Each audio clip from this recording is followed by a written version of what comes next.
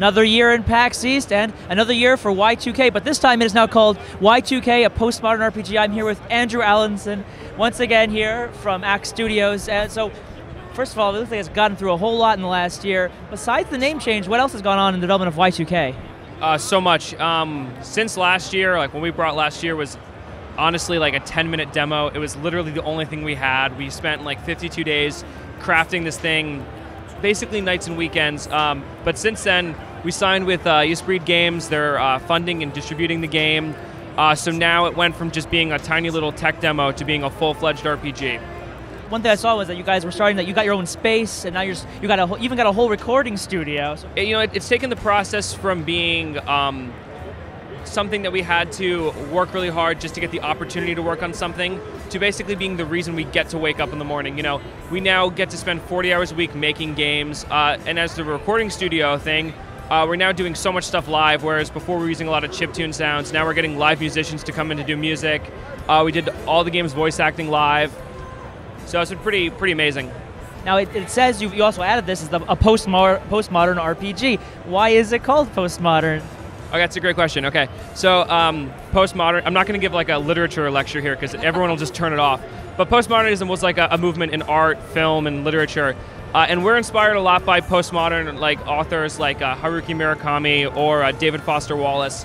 And one thing that we're doing in terms of like postmodernism is we're doing a lot of genre blending. So we're doing there's platforming elements in the game, there is lots of puzzles, there's turn-based battles. So we're really just mashing together a bunch of things. But the game is also very self-aware, which is like another thing that's common in postmodernism. And then also the storytelling, non-sequential storytelling. There's magical stuff in the game, but we take this sort of magic realist approach where the characters don't necessarily acknowledge the fact that this stuff is magical. And to them, because there's a giant floating pyramid with an eye hovering above all of New Jersey, that might just be their reality. Yeah, and now you get to see that in the demo. But what can you tell us about the game in terms of the story overall? Okay, well, the story takes place in 1999, and you play as Alex Eggleston. He is an avid user of a website in the game called Onism 1999, which is like an early version of 4chan or Reddit. He visits this one group on there, which is called, which is basically like a conspiracy theory, almost like a support group. People are like obsessed with sort of strange creepypasta on the internet. And one video that they all obsessively watch is this video of this girl being tortured by an elevator. But Alex was present in the elevator when the video was taken. He's not in the video, which is one thing that's very strange to him. But most people kind of just believe it to be like an urban legend or just some strange thing someone created for the internet. But him and like a group of 9 other people are really obsessed with this video. And they're determined to figure out, why is someone being tortured by an elevator? How would an elevator even do that? And basically just the mystery behind it. And that's the setup, and it quickly changes. And Alex and Semi are both playable characters here at this demo. What are some of the other people that help out Alex in his adventure? Okay, cool. So we can look at the poster over here. Okay, so this guy is Michael. He actually is the creator of Onism 1999. So imagine if you played as like Moot in an RPG. That's him. This guy's Rory. He is a conscientious objector to violence, so he won't fight in the game. He's on your party, but he'll defend your party. So he's a healer, but more importantly, he'll do moves that will like protect other people from taking damage. And then here's Claudio here. He's the oldest character in the game. He's the owner of all the record shops in the game. He's also like a super otaku and just obsessed with anime. So half the stuff he says is like anime quotes. But and then his sister is Chandra over there. The two of them sort of come into the story because their brother went missing when they were kids, and they basically go on Onism to sort of try and see if anyone knows anything about what happened to him. And then there's Vela, who I actually won't say too much about where she comes from because she's by far one of the most interesting characters in the game. She's definitely like the co-star. And then this here is the Essentia 2000, which is a pan-dimensional android who exists in all basically versions of reality at once, and that will affect gameplay. But it would take me a while to explain how that works. We gotta leave something secret for everybody. Exactly. Now, when we were playing the game back there, you mentioned that the game is inspired by Earthbound and Lufia. First of all, is there any other RPGs that stand out besides those that come into this game, and how do they all come together into Y2K? So another one that's inspirational is definitely the Wild Arms series, specifically Wild Arms 1. A lot of that has to do with the fact that like when you play something like Earthbound, in terms of like dungeons or like actual areas you go through, it's mostly just walking from point A to point B and fighting enemies. We wanted something that was more interactive, something that was closer to like Zelda, and I think some RPGs that have executed that really well is like Lufia 2 or Wild Arms. But in terms of like how they reflected in the game, we're kind of like, when I first had the idea for like the story of the game, I was thinking like, what if the kids from Earthbound grew up and like went on another adventure? Because the kids in Earthbound, they're actually kids. Our cast is all like 21 and up. There's this play called Dog Sees God, which is about like the Peanuts characters grown up. So that was like one of my kind of like, oh wait, what if I did something like that? That kind of pushed the story. Now, I mentioned briefly that you guys got a little office, you got even this recording booth because you guys are doing voice acting and full-on vocalization and music. And how has that been compared to when you produced the music for Two Brothers, or what is now, what's it called now? Called Chromophore, the Two Brothers Director's Cut, yeah. So how does the production of music different from then?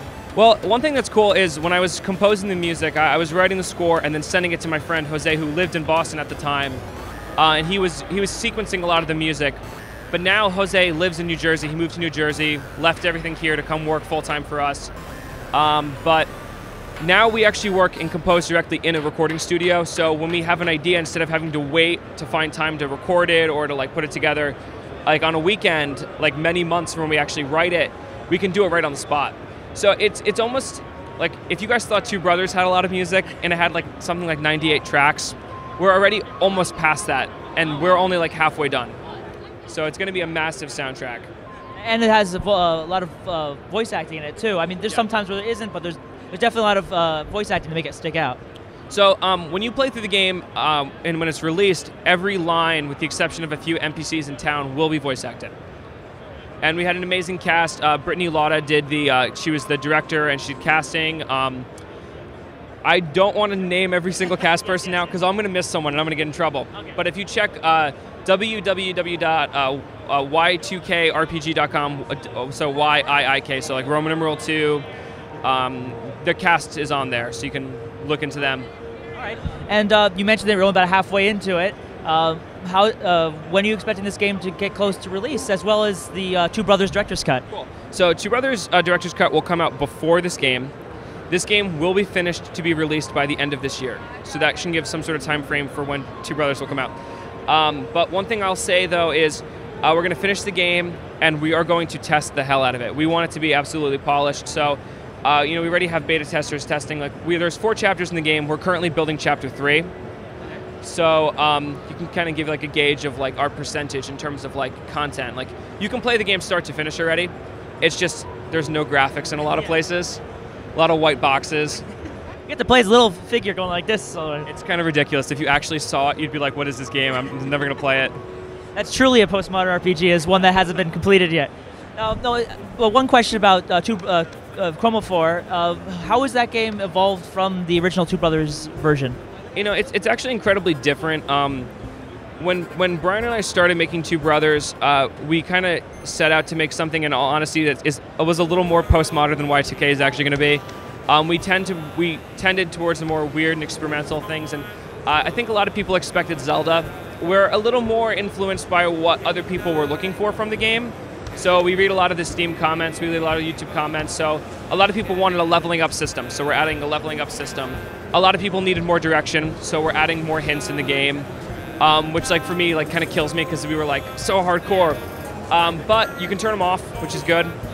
And it's kind of interesting because a lot of the dungeons remain the same, but the game's all built on a grid now. So before it was built sort of like just done by eye, but we rebuilt it in Unity. So we did everything on a grid, so it actually looks closer to a Game Boy game than it used to. And that's going to be coming out soon, and then Y2K comes out later this year. Are you starting to develop thoughts of what could be coming next from Ackk Studios? Yeah, probably. I know for a fact. Everyone just always has an idea. They just want to get to. Oh, our problem is we have too many ideas. You know, it's kind of like you have to pick one. So what we're going to do is we're going to make like 3 prototypes, and whichever one we like best. Let's see if we can bring them all over to PAX. You'll find out. That's a good idea. Yeah. Anyway, Y2K comes out later this year, and before then, Chromophore, both from Ackk Studios.